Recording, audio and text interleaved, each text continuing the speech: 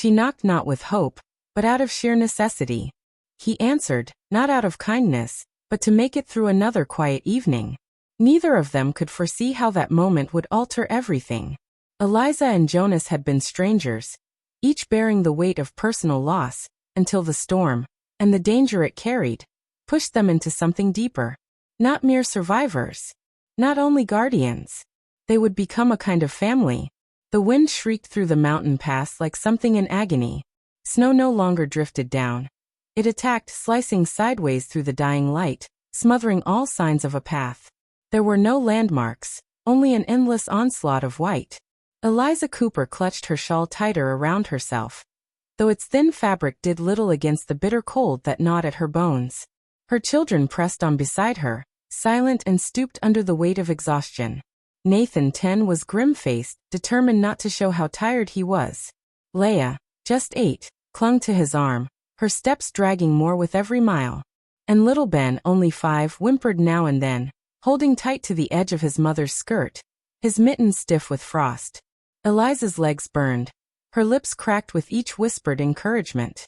She had no idea how much farther they could go. Maybe not much. Maybe not at all. But stopping wasn't an option. Not after Matthew.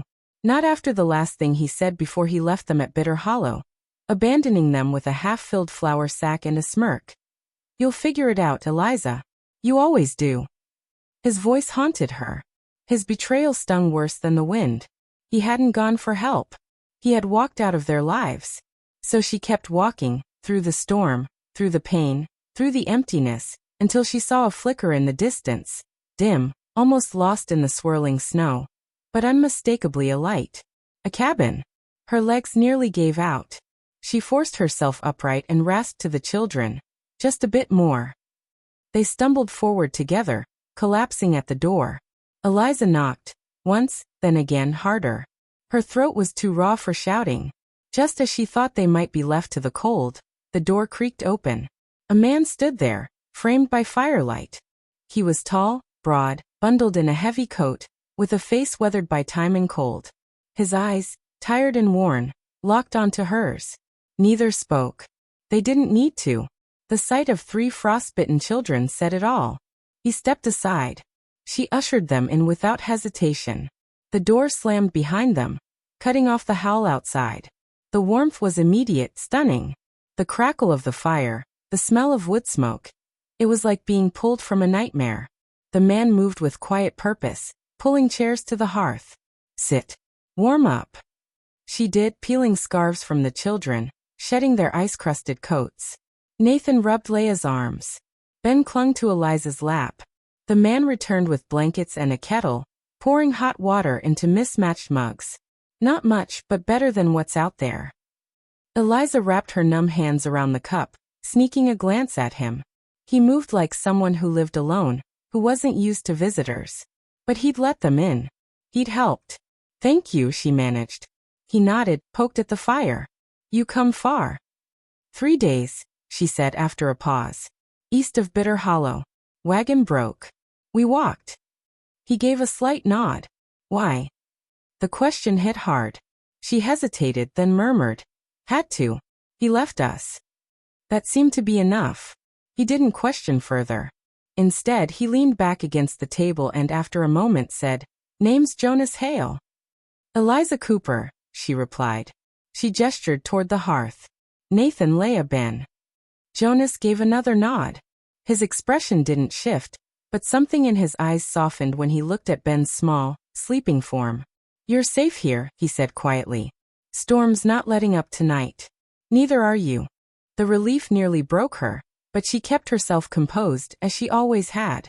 She met his gaze and whispered, "Thank you." Jonas didn't answer. He simply turned back to the fire. Outside the blizzard screamed, but within the cabin, there was warmth, shelter, safety, if only for now. The morning came slowly. The storm hadn't passed, but it had grown quieter, its fury reduced to a constant hiss, like breath through clenched teeth. Eliza woke first. Her back ached from sleeping upright, but the sight of her children curled together under quilts made it bearable. Ben's tiny hand rested on Leah's arm. Nathan had shifted in his sleep to wrap himself around both. Eliza stood, stretching aching limbs, and surveyed their refuge. The cabin was simple but cared for. Tools neatly placed, a shelf of well-read books, a table worn but clean. She stepped outside and found Jonas chopping wood, snow settling on his shoulders as if it didn't matter. He didn't look at her as she approached. "You don't need to do all this," she said. "Not doing it for you," he replied without turning. "Doing it for the stove.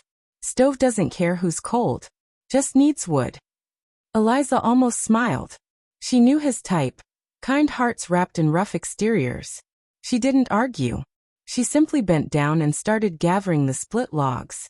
"You could have stayed inside," Jonas remarked. "I've been sitting too long," she said. "Feels good to move." And together, without saying much more, they began. He gave a single nod, a quiet gesture of agreement. They worked side by side, rarely speaking yet not needing to. By the time the woodpile was stacked again, the sky had shifted to a muted silver. Jonas tilted his head toward the door, murmuring that the coffee inside was likely still warm. Inside, the children had begun to wake. Nathan yawned and stretched. Leah rubbed her eyes as she sat up, and Ben peeked from beneath the quilt with wide eyes. Jonas poured 2 cups of steaming, bitter coffee, handing one to Eliza, who gratefully wrapped her chilled hands around the warmth. "Will you leave when the storm clears?" he asked after a while. Eliza hesitated. "I'm not sure. I had family out west, or I thought I did. The letters stopped before winter." Jonas didn't push further. He simply nodded, sipping his coffee. "You wouldn't be the first to come thinking the West had all the answers," he said softly. "Usually it just gives you more questions." Their eyes met, and in that brief moment, something unspoken passed between them. They were both, in their own ways, remnants of another life, left behind. The children began to settle into the day. Nathan helped Jonas with chores, learning how to manage the axe properly. Leah stayed inside, working with Eliza to fix worn mittens and simmer a modest stew. She asked questions, quiet and curious, about Jonas and why he lived alone. Ben shadowed Jonas constantly, a stream of innocent questions flowing from his lips. "What's the knife for? Are there bears here? Can I have a horse someday?" Jonas answered every one patiently. Pointing to the gun by the door, he said, "That's for bears. Knives are for wood, or stubborn logs." By dusk, the cabin felt different. The quiet was no longer oppressive but soothing. The children played near the fire, their laughter soft. Eliza, stirring the stew, occasionally glanced at Jonas as he carved a tiny bird, his hands careful and precise. "You're good at that," she remarked. He looked up. "Helps pass time when the wind howls." She studied him. "You're kinder than you let on." He didn't smile, not fully, but a twitch of his lips was answer enough. Darkness deepened. After dinner, the children drifted off by the hearth. Eliza and Jonas sat at the table, the lamp casting warm light between them. Outside, the storm had calmed, but cold still clung to the air. Eliza cupped her hands around her mug. "Thank you," she said suddenly, "for letting us stay, for not asking too many questions." Jonas looked toward the sleeping children. "Didn't seem like you needed more questions," he replied. "Seemed like you needed rest." Eliza exhaled, something tight within her loosening. "I did." Jonas stood and stretched. "Storm's lifting. You can go tomorrow if you want." Eliza nodded, but the idea twisted in her gut. The world beyond the cabin had been cruel. Maybe it still was. But tonight they were warm. Tonight they were safe. And Eliza dared to wonder if maybe safety wasn't just a fleeting illusion. The next morning dawned pale and tentative. The sky, still overcast, was no longer heavy with snow. Jonas stepped outside, the snow beneath his boots crunching. Something in the air had shifted. Beyond winter yielding to spring, it was something less tangible. Inside, Eliza and the children were already awake. Nathan packed bedding. Leah hummed as she braided her doll's hair. Ben followed Jonas with relentless curiosity. Everything felt almost normal. Too normal. Jonas didn't trust it. Around midday, Eliza stood at the door, eyes fixed on the tree-lined ridge where the trail vanished. "Is it safe now?" she asked. Jonas didn't answer immediately. "Land don't offer safety," he said at last. "But it's quiet. That counts." They resumed their chores. Jonas mended a fence. Eliza swept the floor while the children played. Peace settled over the place, until a sound broke it. The steady tread of horses. Jonas heard them first, slow and deliberate. He stepped outside, narrowing his eyes toward the trail. 3 riders appeared. The lead man dismounted with the air of someone used to power. His coat was too fine, his smile too slick. Jonas knew the type. Not a drifter. Worse. Entitled. Afternoon. The man greeted, smooth as stone in a creek. Jonas didn't answer. Behind him, the door opened. Eliza stepped out, and froze. "Matthew," she whispered. Jonas didn't need an explanation. The man dismounted slowly, peeling off his gloves like he had all the time in the world. "Hello, Eliza," he drawled. "Been a long road finding you." Eliza moved instinctively closer to Jonas, shielding her children. "Why are you here?" she demanded. Matthew's grin widened, all menace. "Come now, darling. Let's not be dramatic. I've had time to think. Reflect. You and the kids need structure." A man's hand. Jonas stepped forward. "This ain't your place." Matthew's eyes drifted over him. "And you must be the woodsman she's playing house with. Real wholesome." Jonas didn't flinch. "You left them to die." "I didn't," Matthew snapped, his smile vanishing. "I'm here to reclaim what's mine. I've spoken to the sheriff. I'm their father, by blood and by law." The word law drained color from Eliza's face. Jonas saw the fear, and so did Matthew. "I'll return tomorrow," he said. "Say your goodbyes." As they rode off, silence fell heavy again. Inside, dread thickened. The children had heard. Nathan sat rigid. Leah clung to Eliza. Ben cried quietly. Eliza paced, hands trembling. "He has the law. He has money. I can't fight that." "You don't have to," Jonas said, calm and steady. "Not alone." Eliza looked at him, eyes red. "What do you mean?" Jonas leaned forward. "He thinks fear wins. But you've survived. This town knows. You built a life. He's counting on you going quiet. We won't." Eliza stopped pacing. "And if they try to take the children?" Jonas didn't blink. "Then he'll have to go through me." The fire popped. Eliza stepped close, hand resting on his arm. "You'd do that?" He looked at her, unwavering. "For family, I'd do more." She nodded. "Then we stand together." That night, the wind whispered through the trees, but inside, a quiet resolve grew. A line had been drawn, and when Matthew returned, he'd discovered just how deep it ran. Morning came sharp and still. The sun lit the hills like a knife's edge. It should have promised a new beginning, but for Eliza and Jonas, it was a warning. Matthew would return, and he would not come empty-handed. Inside, Eliza dressed the children carefully. Nathan was silent. Leah asked questions she didn't want the answers to, and Ben clung to her. "You're not going anywhere," she told them gently, brushing Leah's hair. "No matter what he says."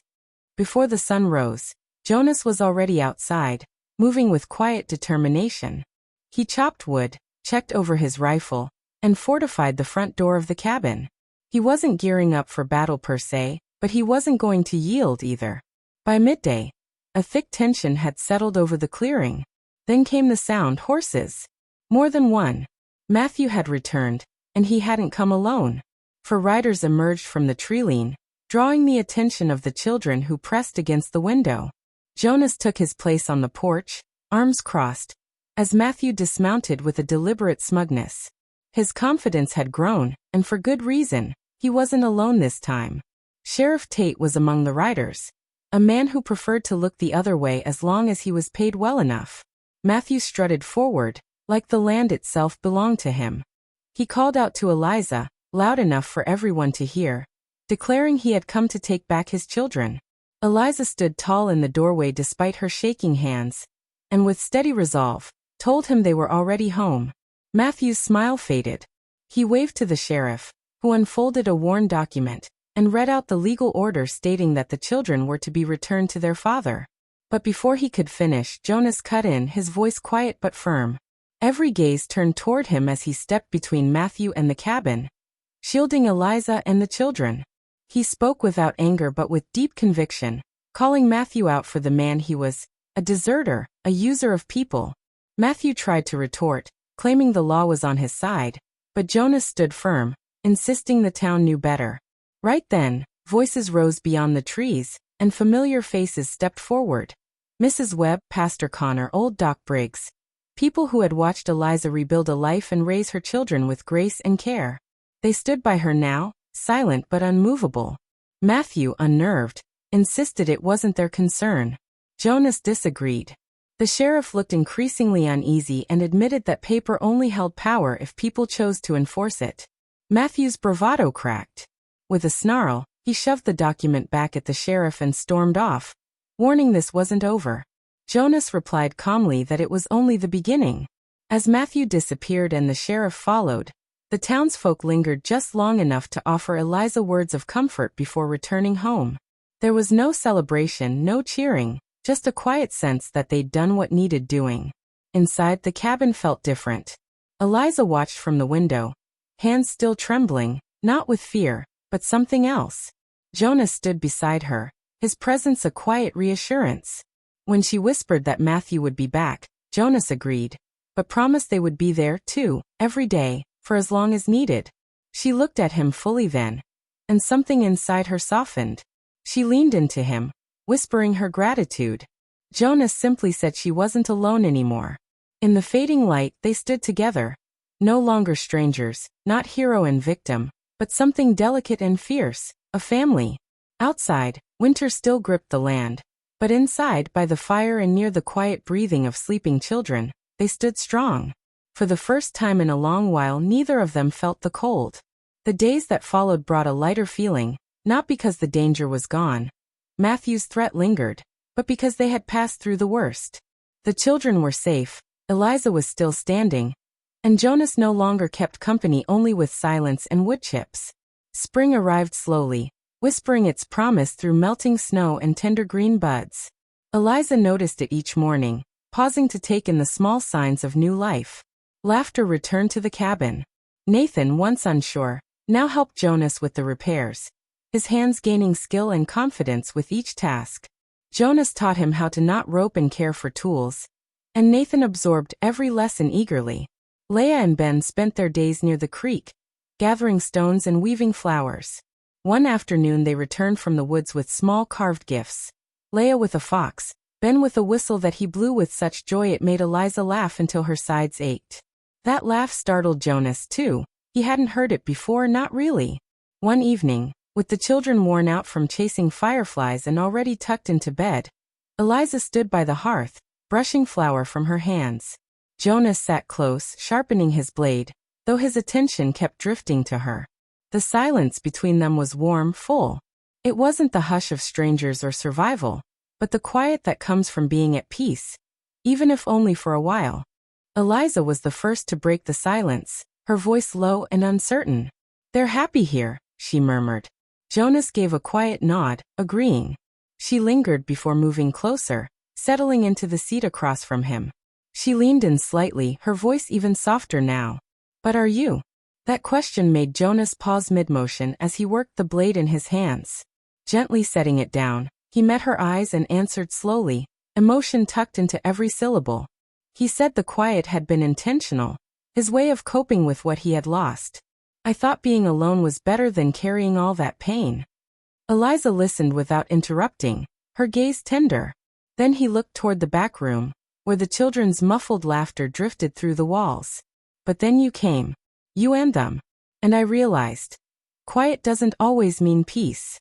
Sometimes it's just emptiness." Eliza's eyes filled with emotion.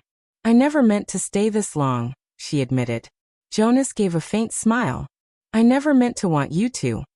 The truth hung between them, raw and undeniable. Eliza reached out, brushing his hand. "We don't have much," she whispered. He turned his palm up, fingers weaving through hers. "Do we have enough?" She blinked back tears, her voice trembling. "Do you really want us here? Not just until spring. Not just until it's safe. But truly here." Jonas gently squeezed her hand. "I see this place differently now, because of you. I hear it differently. It feels like home." Her breath hitched. "Then say it," she pleaded. He met her eyes and answered, voice soft but sure. "Stay, Eliza." Stay and make this your home. Make us your home. That was all she needed. She rose, closing the space between them. Jonas stood too, and without another word, Eliza wrapped her arms tightly around him, resting her forehead to his chest. He held her, not with desperation, but with quiet assurance. A promise. A future filled with warmth, laughter, and love built slowly, carefully together. Later that night, with the fire dwindling and the children tucked away, young Nathan quietly approached Jonas by the window. "Jonas," he asked. Jonas turned. Nathan looked up shyly. "Can we call this home now?" Jonas swallowed the lump in his throat. "Yeah, Nathan," he said. "It's home." The boy nodded, then asked something more tender. "Is it okay if I call you something else too?" Jonas's breath caught. "What's that?" Nathan stepped closer. Voice barely audible. "Pa." Jonas couldn't speak. He simply pulled the boy into a fierce embrace, holding him tight as Nathan clung to him. From the doorway, Eliza watched, hand over her heart, her smile soft and full. Outside, winter was quietly slipping away, and inside the meaning of home finally took root. Spring came alive around them. The stream danced louder, trees budded in defiance of the long cold, and the meadow bloomed. But the last trace of winter hadn't yet vanished. It returned not as snow, but as hoofbeats, measured, known. Jonas recognized them before he saw the rider. Matthew Crowley, arriving alone. No posse, no bluster, only dust and weariness. Jonas waited calmly on the porch, the cabin open behind him. Inside, Eliza stood firm, the children beside her, unafraid. This was their home. Matthew dismounted, steps heavy in the mud. He broke the silence first. "I came for them."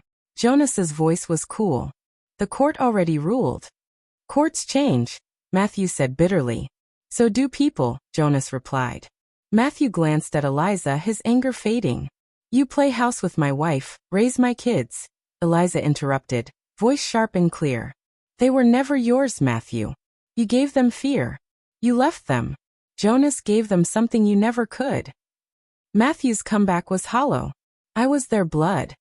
Jonas's voice grew firm. "Blood doesn't warm them at night, doesn't teach, heal, or love them." As his words settled, Nathan stepped forward. "You're not our pa," he declared. Leah echoed, "Jonas is." Even little Ben gave a solemn nod. Matthew took the blow without words, his shoulders sagging. One last look at Eliza and he turned, mounted, and rode off, this time without looking back. When the sun set that night, the cabin glowed with a deeper warmth. Jonas carved wood by the fire while the children played. Eliza stirred stew, her hair loose, her movements gentle. There was no storm outside now, and none within. After dinner, with the children asleep, Eliza crossed the room to him. "I meant it, you know," she said quietly. "That this is home. Not just because of the land, but because of you. You held us up when we had nothing. You stayed." Jonas took her hands, the fit so natural, as if they'd always been made to hold each other. "I didn't know how much I needed you," he admitted. "All of you." Eliza's eyes sparkled. "If you want us, I want it all," Jonas said, his smile soft but full. "Even the noise, especially the noise." Eliza leaned in and kissed him gently, with no need for anything but the closeness. Her head rested against his chest, listening to the steady beat. "I used to wonder if I'd ever feel safe again," she said. He held her tighter. "You are. Always." Outside, winter melted into earth, soft and new. Inside, by the fire, a man once hollow and a woman once broken stood together. Not by accident, but by intention. Their love wasn't loud. It was steady, built carefully like trust, carved like wood. And as the night deepened, Eliza whispered something only Jonas heard. "We're not just surviving anymore. We're living." And for the first time, Jonas believed it. Families aren't always born. Some are forged. What would you do to protect yours when the past comes calling?